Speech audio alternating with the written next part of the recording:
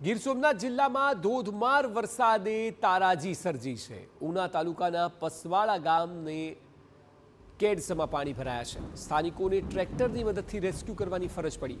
સ્થાનિકોને સ્થળાંતરિત કરીને સુરક્ષિત સ્થળે ખસેડવામાં આવ્યા છે। પસવાળા ગામમાં કેડસમાં પાણી ભરાયા હતા અને દર વર્ષે અહીં આ સમસ્યા રહે છે। ત્યાં આ વખતે પણ છેલ્લા 24 કલાકમાં જે પ્રકારે વરસાદ વરસ્યો તેને લીધે નીચાણવાળા વિસ્તારના લોકો પરેશાન થયા। કેડસમાં પાણી આપ જોઈ શકો છો। પાણીમાં ઉપસ્થિત તમામ લોકોની હાઈટ પણ છે, છતાં કેડસમાં પાણી છે એટલે આપ એ વાતની કલ્પના કરી શકો કે કેટલી હદે પાણી આ ગામમાં ભરાઈ ગયા હશે। લોકોના ઘરમાં સ્વાભાવિક પાણી ઘૂસી ગયા છે અને લોકોને ટ્રેક્ટર મારફતે રેસ્ક્યુ કરીને બહાર લાવવામાં આવી રહ્યા છે।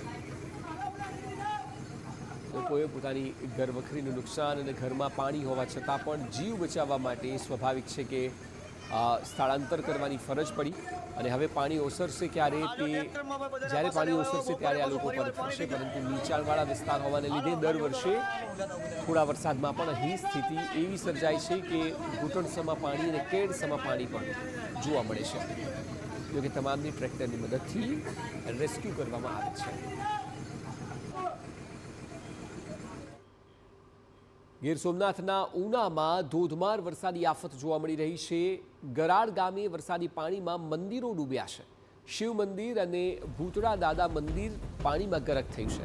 ભારે વરસાદ બાદ મહાદેવ પણ જાણે કે જળમગ્ન થયા હોય તેવા દ્રશ્યો સામે આવી રહ્યા છે। એટલે મંદિર પણ આપ જોઈ શકો છો કે પાણીમાં ગરક હોય તે પ્રકારે પાણીનો ફ્લો જોવા મળી રહ્યો છે।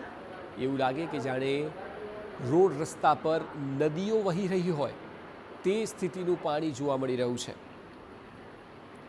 વરસાદ પણ એ જ પ્રકારે વરસ્યો છે ગીર સોમનાથ અને અમરેલી બે જિલ્લામાં કે જ્યાં પુષ્કળ પ્રમાણમાં ધોધમાર વરસાદ છે અને આ વરસાદને લીધે આફત અત્યારે મહા મુશ્કેલી સર્જી રહી હોય તે પ્રકારના દ્રશ્યો। એક તરફ મંદિર પાણીમાં ગરકાવ હોય અને બીજી તરફ સ્થાનિકોનું રેસ્ક્યુ કરવામાં આવ્યું છે। તે બંને દ્રશ્યો એક સાથે ટીવી સ્ક્રીન પર આપ જોઈ શકો છો।